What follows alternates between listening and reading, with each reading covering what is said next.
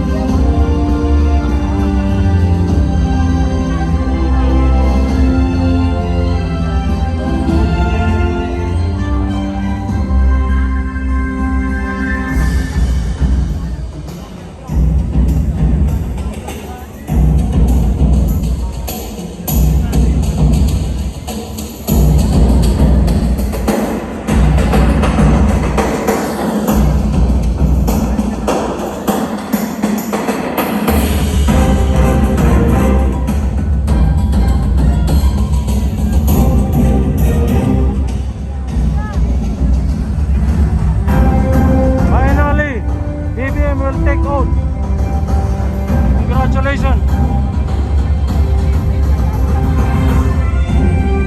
Grabe, mga Marcos loyalist dito, napakadami.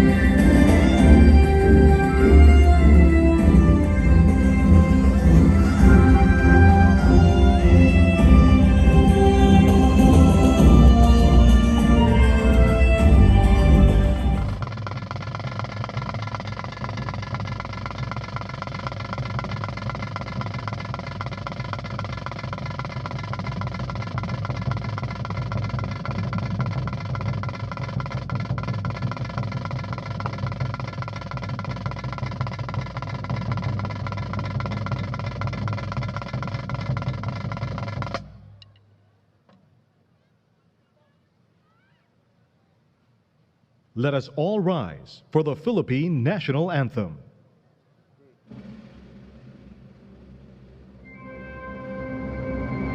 Bayang magiliw, perlas ng silanganan, alab ng puso, sa dibdib mo'y buhay.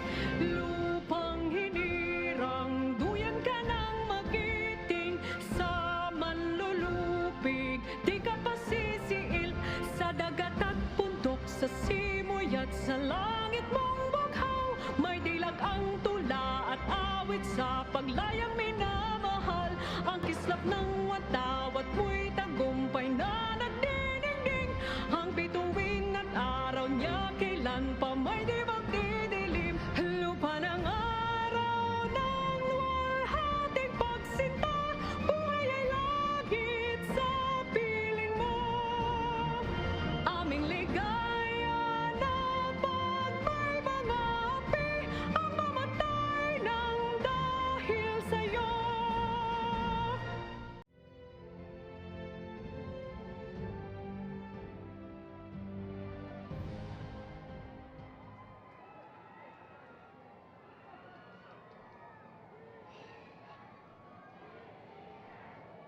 His Excellency David Hurley, Governor General of Australia, and First Lady Linda Hurley, Their Excellencies, Special Envoys, and Heads of Delegations, His Excellency, Most Reverend Charles John Brown, and the esteemed members of the Diplomatic Corps, Vice President Sara Duterte,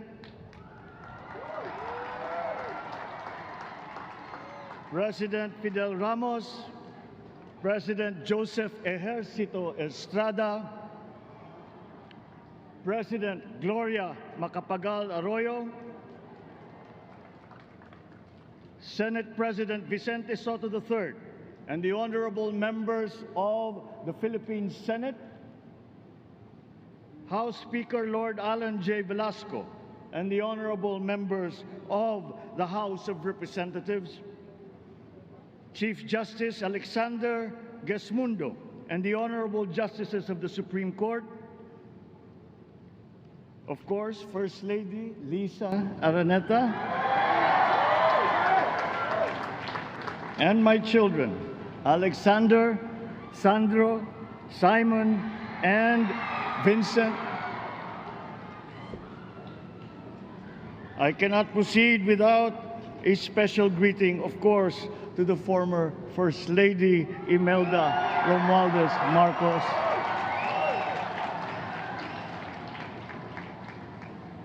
Other distinguished guests, ladies and gentlemen, my friends, ang aking minamahal na mga kababayan, magandang tanghali po sa inyong lahat. This is a historic moment for us all. I feel it deep within me. You, the people, have spoken, and it is resounding. When my call for unity started to resonate with you, it did so because it echoed your yearnings, mirrored your sentiments, and expressed your hopes for family, for country, and for a better future. That is why it reverberated and amplified as it did, to deliver the biggest electoral mandate in the history of Philippine democracy.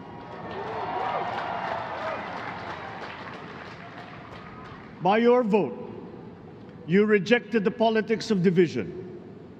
I offended none of my rivals in this campaign. I listened instead to what they were saying. And I saw little incompatibility with my own ideas about jobs, fair wages, personal safety, and national strength, and ending want in a land of plenty. I believe that if we but focus on the work at hand and the work that will come to hand, we will go very far under my watch. You believe that too. At pinakinggan ko ang tinig ninyo na ang sinisigaw ay pagkakaisa, pagkakaisa, pagkakaisa. We will go farther together than against each other, pushing forward, not pulling each other back, out of fear, out of a misplaced sense of weakness. But we are the furthest from weak. The Filipino diaspora flourishes even in the most inhospitable climes, where they are valued for their quality.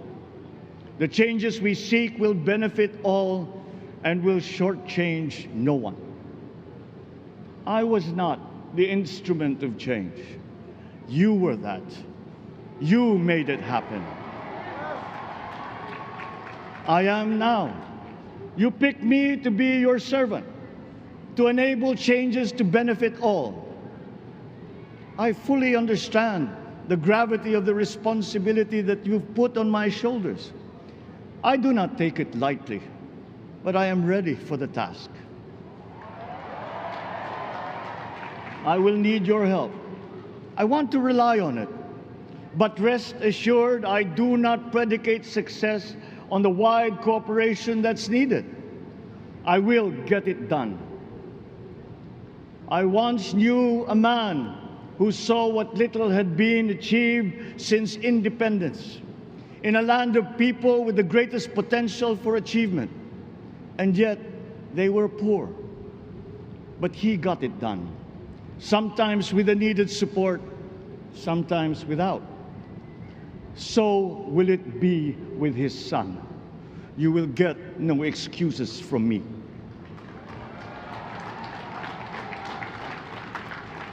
I am here not to talk about the past. I am here to tell you about our future. A future of sufficiency, even plenty, of readily available ways and means to get done what needs doing, by you, by me. We do not look back, but ahead, up the road that we must take to a place better than the one we lost in the pandemic. Gains made and lost, opportunities missed, well-laid plans superseded by the pandemic. Indeed, ours was the fastest growing economy in ASEAN by ways now outdated. We shall be again by a radical change in the way the world must now work to recover what we have lost in that fire and move on from there. We face prospects of the spread of the war abroad, of which we are totally blameless. We seek friendship with all. But countries like ours will bear the brunt of it. And if the great powers draw the wrong lessons from the ongoing tragedy in Ukraine, the same dark prospect of conflict will spread to our part of the world. Yet, there is more out there. Like going forward by new ways of doing that the pandemic forces to adopt. A stronger resilience, quicker adaptability. They are our best prevention. They are our best protection. Quiet reflection in a rough and tumble campaign of a breadth and intensity never experienced revealed some of them, such as the willingness to listen despite the noise, the hesitation to quarrel over differences, and to never, ever give up hope of reconciliation. These gave me the peace to ponder deeper. There are hints of a road not taken that could get us out of here quicker to something better, something less fragile. There is also what you, the people, did to cope. But this time empowered by new techniques and more resources. You got by, getting some of what you needed with a massive government help, and for this I thank my predecessor for the courage of his hard decisions. But there is a way to put more means and choices in your hands. I trust the Filipino. Imagine how much more you'd achieve if government backstops instead of dictating your decisions. Always there to pick you up when you fall, giving what you need to get past a problem. Imagine if it invested in your self-empowerment to bring it closer to taking on whatever challenges come. Imagine a country that, in almost every sense, is you. Now imagine what you and government can achieve together. We did it in the pandemic. We will do it again. But again, I will not predicate my promise to you on your cooperation. You have your own lives to live, your work to do, and there too I will help. Government will get as much done alone without requiring more from you. That is what government and public officials are for. No excuses, just deliver. It was like that once upon a time. I did not talk much in this campaign. I did not bother to think of rebutting my rivals. Instead, I searched for promising approaches better than the usual solutions. I listened to you. I did not lecture you who has the biggest stake in our success.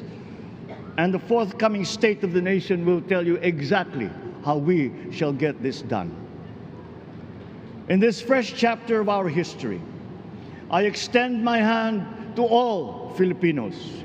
Come, let us put our shoulders to the wheel and give that wheel a faster turn to repair and to rebuild and to address challenges in new ways, to provide what all Filipinos need, to be all that we can. We are here to repair a house divided, to make it whole, and to stand strong again in the bayanihan way, expressive of our nature as Filipinos. We shall seek, not scorn, dialogue. Listen respectfully to contrary views. Be open to suggestions coming from hard thinking and unsparing judgment. But always from us, Filipinos. We can trust no one else when it comes to what is best for us. Past history has often proven that. Solutions from outside divided us. None deepened our understanding. They were always at our expense. Never forget, we are Filipinos. One nation, one republic, indivisible. We resisted and never failed to defeat foreign attempts to break up our country in my father's watch. His strongest critics have conceded that. So let us all be part of the solution that we choose. In that lies the power to get it done. Always be open to differing views, but ever united in our chosen goal. Never hesitating to change it, should it prove wanting. That is how agile, resilient republics are made. Our future we decide today. Yesterday cannot make that decision anymore, nor can tomorrow delay it. The sooner we start, the surer and quicker the prospect of achieving our future. These are troubling times. What's happening to others can happen to us, but it will not. We see what's happening. We are witness to how it is being stopped, and we have seen the glory that crowns struggle against all odds. Giving up is not an option. We've been through times of bitter division, but united, we came through to this when it shall begin again, but better. The campaigns I've run have taken me here where I stand today. I listened to you, and this is what I have heard. We all want peace in our land. You and your children want a good chance at a better life in a safer, more prosperous country. All that is within reach of a hard-working, warm, and giving race. Your dreams are mine. Pangarap nyo ay pangarap ko. How can we make them come true? How can we do it together? But I will take it as far as anyone with the same faith and commitment can, as if it depended entirely on himself. Sa pangarap na maging mapayapa ang ating bansa, ang pangarap nyo ay pangarap ko. Sa pangarap na maging maunlad ang ating bansa, ang pangarap nyo ay pangarap ko. At sa pangarap na maging mas masinang ang kinabukasan natin at ng ating mga anak, ang pangarap nyo ay pangarap ko. We are presently drawing up a comprehensive, all-inclusive plan for economic transformation. We will build back better by doing things in the light of the experiences that we have had, both good and bad. It doesn't matter. No looking back in anger or nostalgia. In the road ahead, the immediate months will be rough, but I will walk that road with you. The pandemic ravaged bigger economies than ours. The virus is not the only thing to blame. What had been well built was torn down. we will build it back better. The role of agriculture cries for the urgent attention that its neglect and misdirection now demands. Food self-sufficiency has been the key promise of every administration. None but one delivered. There were inherent defects in the old ways and in recent ways too. The trade policy of competitive advantage made the case that when it comes to food sufficiency, a country should not produce but import what other countries make more of and sell cheapest. Then came Ukraine. The most vulnerable when it comes to food are the countries furthest away from the conflict, those bearing no blame for provoking it. Yet they face the biggest risk of starvation. If financial aid is poured into them, though it never is, there is nothing to buy. Food is not just a trade commodity. Without it, people weaken and die. Societies come apart. It is more than a livelihood. It is an existential imperative and a moral one. An agriculture damaged and diminished by unfair competition will have a harder time or will have no prospects at all of recovering. Food sufficiency must get the preferential treatment the richest free trade countries always gave their agricultural sectors. Their policy boils down to don't do as we do. Do what we tell you to. I am giving that policy the most serious thought if it doesn't change or make more allowances for emergencies with long-term effects. There is a parallel problem in our energy supply. Sufficient fossil fuel-free technology for whole economies has yet to be invented. And it is not seriously tried by rich countries. Again, consider the response of the richest countries to the war in Ukraine. But surely, a free world awash with oil can assure supplies. Or we will find a way. We are not far from oil and gas reserves that have already been developed. What we teach in our schools, the materials used must be rethought. I am not talking about history. I am talking about the basics, the sciences, sharpening theoretical aptitude and imparting vocational skills, such as in the German example, alongside the national language with equal emphasis and facility in a global language, which we had and lost. Let us give OFWs all the advantages we can for them to survive and to thrive. Our teachers from elementary up are heroes fighting ignorance with poor paper weapons. We are condemning the future of our race to menial occupations abroad. Then they are exploited by traffickers. Once we had an education system that prepared coming generations for more and better jobs. There is hope for a comeback. Vice President and soon-to-be Secretary of Education, Sara Duterte Carpio, will fit that mission to a T. We won't be caught unprepared, under-equipped, and understaffed to fight the next pandemic. To start with, we never got over the pandemic of poor, if any, free public health. The last major upgrade of a public health system, exemplified by the resources poured into PGH, predates the current shambles by 3 generations. Our nurses are the best in the world. They acquitted themselves with the highest distinction abroad, having suffered even the highest casualties.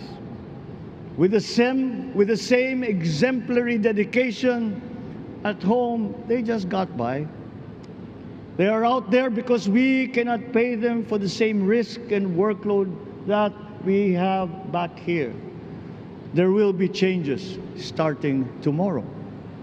I am confident because I have an OPLE in my cabinet.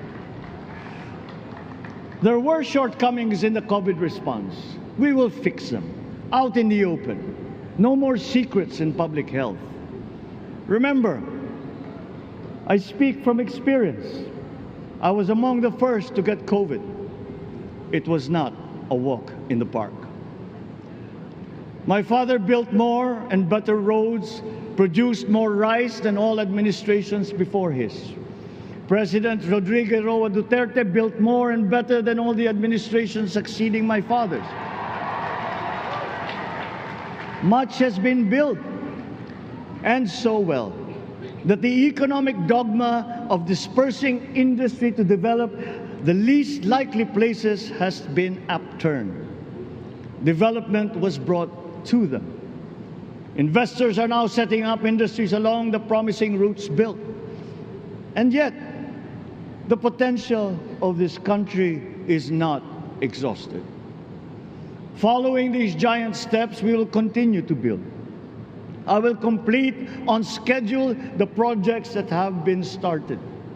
I'm not interested in taking credit. I want to build on success that's already happening. We will be presenting the public with a comprehensive infrastructure plan. 6 years could be just about enough time. No part of our country will be neglected. Progress will be made wherever there are Filipinos, so no investment is wasted. The recovery of Philippine tourism, with its emphasis on accessing nature's beauty, I am sure will exceed expectations. And bigger is not always better, but there's something to be said for economies of scale. And yet the country invites investments in fast-rising industries with quick returns and inflicts irreparable damage for future generations. We have yet to see large-scale practical solutions to pollution, though some are beginning to emerge. But there are tried and proven new ways of mitigation. Blades have been turning over the sand dunes of Ilocos Norte, harnessing a power all around but unseen long before this day. I built them. The rich world talks a great deal but does a lot less about it than those with much less, but who suffer more death and destruction from climate change and lack of adaptation. We will look to our partners and friends to help the Philippines, who, despite having a very small carbon footprint, is at the highest risk. First, spare victims, then help them recover, and move on to lessen the harmful impact of climate change. We too have our part to play. We are the third biggest plastics polluter in the world, but we won't shirk from that responsibility. We will clean up. You will not be disappointed, so do not be afraid. With every difficult decision that I must make, I will keep foremost in my heart and in my mind the debt of gratitude I owe you for the honor and responsibility that you have conferred on me. Whatever is in a person to make changes for the better of others, I lay before you now in my commitment. I will try to spare you. You have your other responsibilities to carry. But I will not spare myself from shedding the last bead of sweat or giving the last ounce of courage and sacrifice.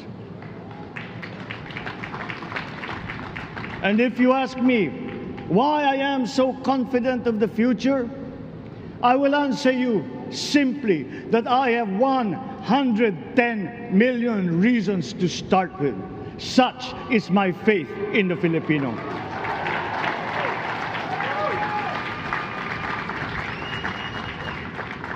Believe, have hope. The sun also rises like it did today and as it will tomorrow. And as surely as that, we will achieve the country all Filipinos deserve. God bless the Philippines. Mangyaring taas ang kanang kamay at wikain ang mga sumusunod. Ako, si Ferdinand Romualdez Marcos Jr. si Ferdinand Romualdez Marcos Jr. ay mataimtim na nanunumpa. Natutuparin ko ng buong katapatan at sigasig Natutuparin ko na buong katapatan at sigasig ang aking mga tungkulin bilang Pangulo ng Pilipinas, pangangalagaan at ipagtatanggol ang kanyang konstitusyon, ipatutupad ang mga batas nito, magiging makatarungan sa bawat tao, at itatalaga ang aking sarili sa paglilingkod sa bansa. Kasinawa ako ng Diyos. Congratulations, Mr. Maraming President. salamat.